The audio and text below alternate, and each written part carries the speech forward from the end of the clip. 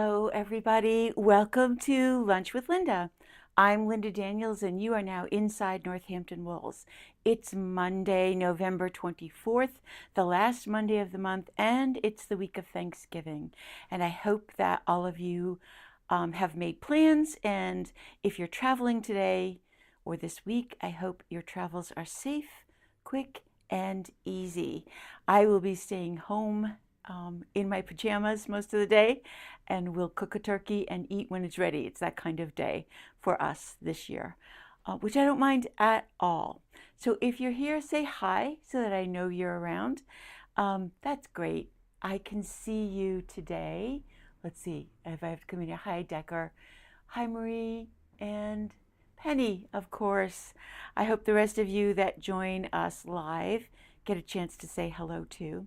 There are an awful lot of you out there that watch and don't comment, and I love hearing from you when you do come in, saying that you watch and that you enjoy the show.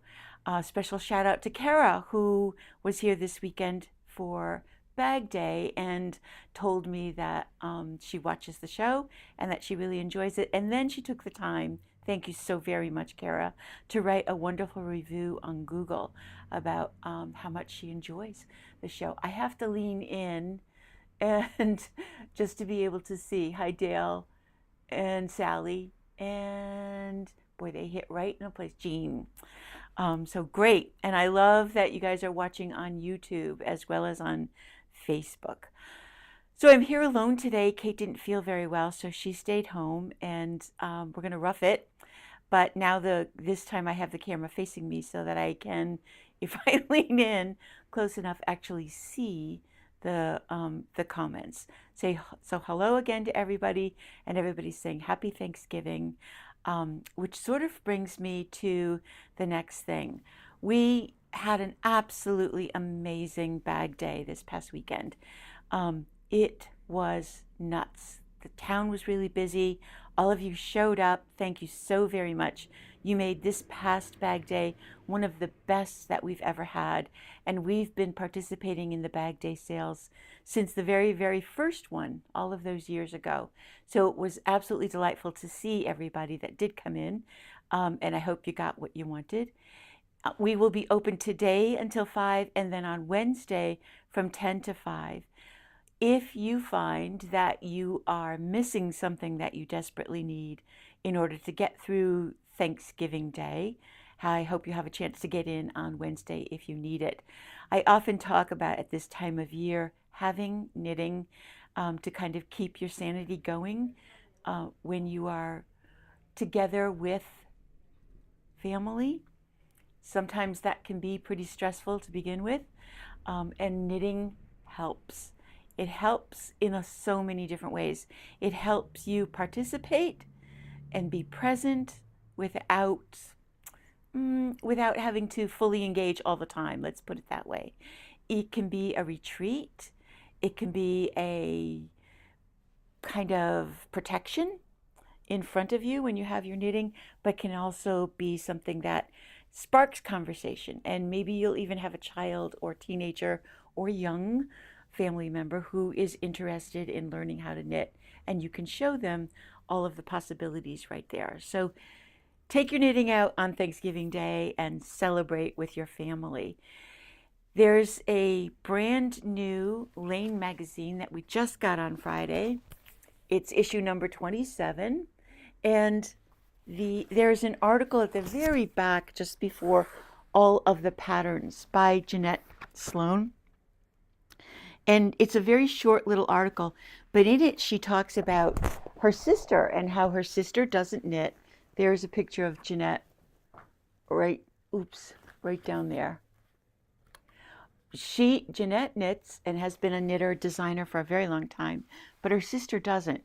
And in the article, Jeanette talks about it being Jeanette feeling like it is a superpower, and that someday her sister will find the craft or the medium that gives her the superpower too. She talks about knitting while she's watching television or reading a book or listening to a book, an audio book, and how that can help the knitting and the watching and the listening. And I find the same exact thing when I'm working. The project that I'm working on usually gets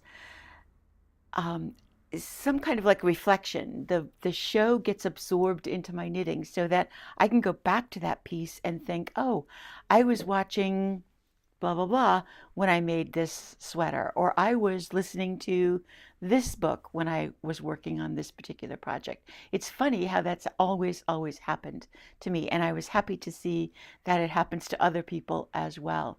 But back to the Laine magazine, this is their not only their newest issue, the winter 2027, but it is also their brand new publishing their layout, and it's the same size, but they're putting in more patterns this time, and it's a brighter kind of look. I think they've changed the font, although I haven't checked to be sure, but the pages and the patterns seem easier to read. The layout is pretty close to what it was originally, with a picture and sometimes several pictures, and then the patterns all at the back of the book. But just briefly glancing through them, I'm finding that whatever they've done makes it a little bit easier to read. I really love this issue. In fact, I folded these down. Look at these mittens. Boy, if you're in the mood for some cabling and need some fancy dancy mittens, these are the ones to go for. I love that deep cuff because it ends up being able to stick into your jacket and stays put. There's several more articles in here than normal, and what I was looking for and didn't quite have a chance to find was the recipe. I always wanted to do a Laine magazine recipe, brunch, lunch, something like that. This is a really good sweater too. But this now is available for purchase.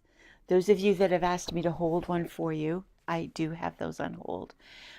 And you can pick them up whenever you're around. So that's one of the newest things, and we're happy to see the new production of that magazine. So one of the things that I've fallen in love with is the sailor slipper.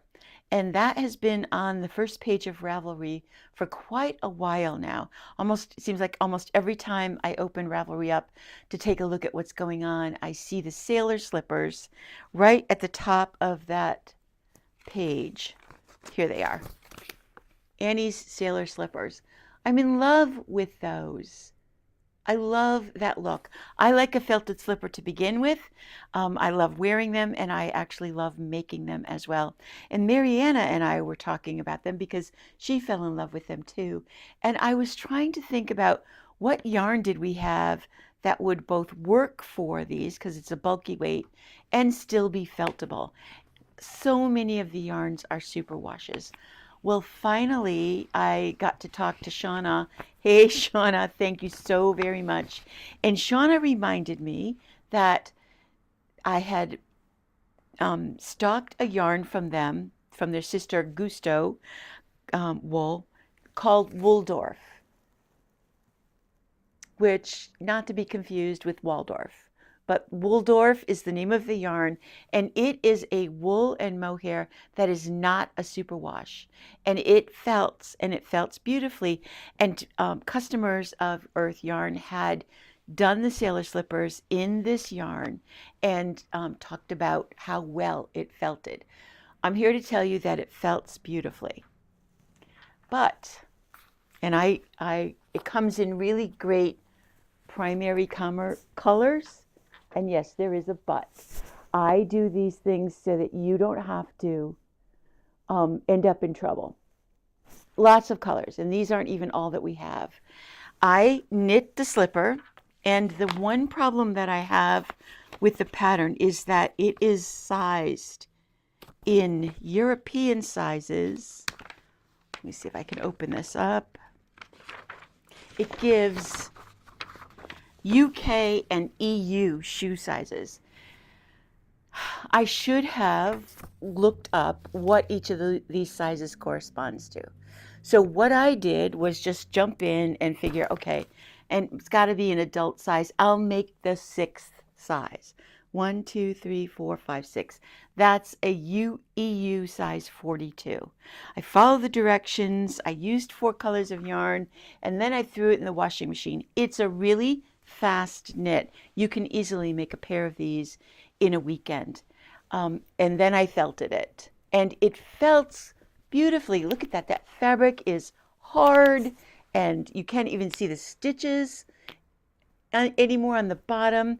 That little dirt that you're seeing is from the towel that I put in the dryer with it, because I washed them 3 times in my top loading machine, and then I put them in the dryer. It's really not going to felt anymore, but it's really big sideways.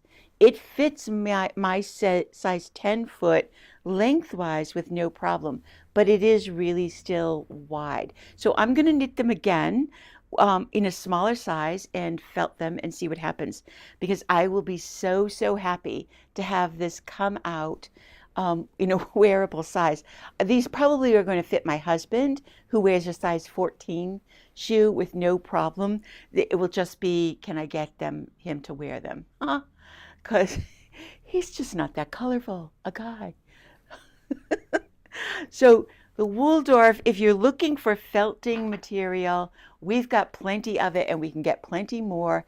In my opinion, felts beautifully. It's the one to use. Felted mittens are great to make too.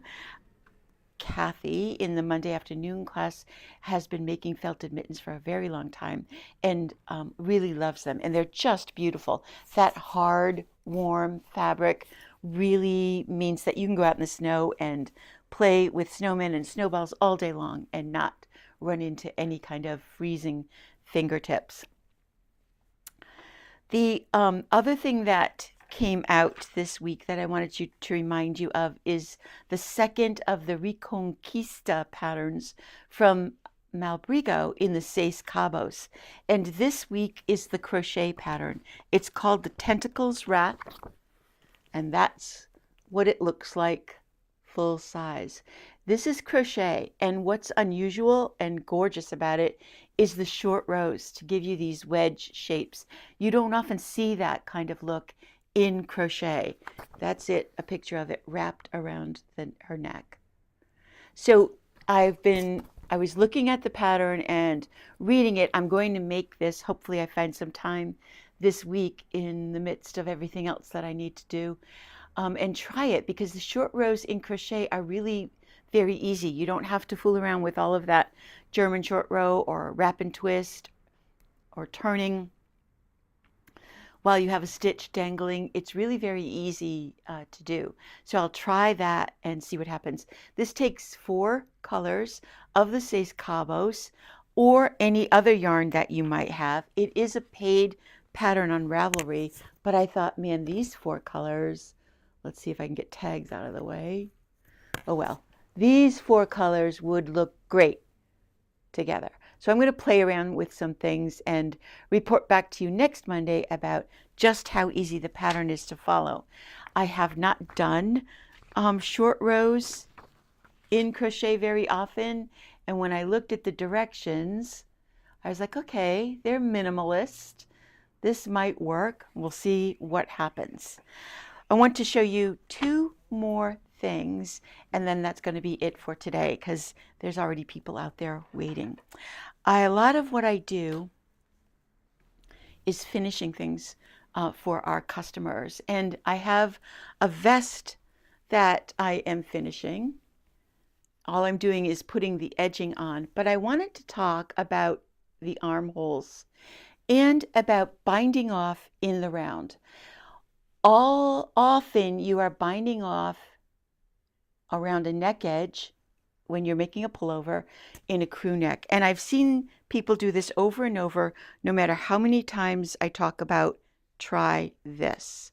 So I have bound off all the way to the last stitch. And if I just end that stitch right there, I get this ditch. between the beginning of the bind off and the end of the bind off. So what I always do is bind off until I have that one stitch left on the needle, and then I stick the needle through the first bound off stitch, pull a wrap through, and then bind off over that, and then cut the yarn and pull it through. And then that eliminates that ditch up on the top row, and I am able to just work that end into the inside. Very, very easy way to handle that. So bind off until you're at the very last stitch, and then pull up one more to connect the last bound off stitch to the beginning of that binding off. The other thing is, I think you can see this when I hold this up. This is a Knitting for Olive pattern. See how we have this nice curve and the top almost pulls in? The secret to that is when you pick up stitches. Usually the pattern is going to tell you to start picking up at the underarm and then to pick up all the way around. Well, if you measure down from the shoulder seam about 1.5 to 2 inches, depending on the size, that's where all the secret comes in. You should start at the underarm and pick up at a ratio of 3 stitches for every 4 rows. But once you hit that 1.5 inch spot, do 2 out of 3. So pick up 2, skip 1. Pick up 2, skip 1. Ditch the ditch, Kate? Huh? All the way around that, over that shoulder. When you do that, it pulls the top of that ribbing in just enough so that the top curls in instead of sticking out.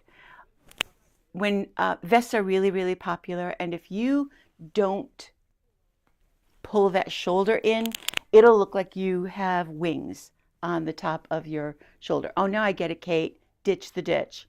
Got it. So change your ratio from 3 to 4 to 2 to 3, all the way to about 1.5 inches on the other side. Then go back to the 3 to 4 ratio and do the ribbing.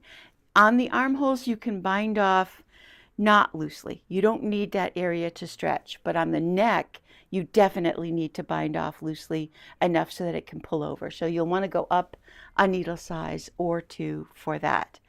That's what I've got for you today. We've got some orders coming in this week that I'll be showing you next week, and a brand new model again. And that will be it for November, right? We'll be into December already. So I'm sending all of you much love and deep gratitude. You have made this an amazing year.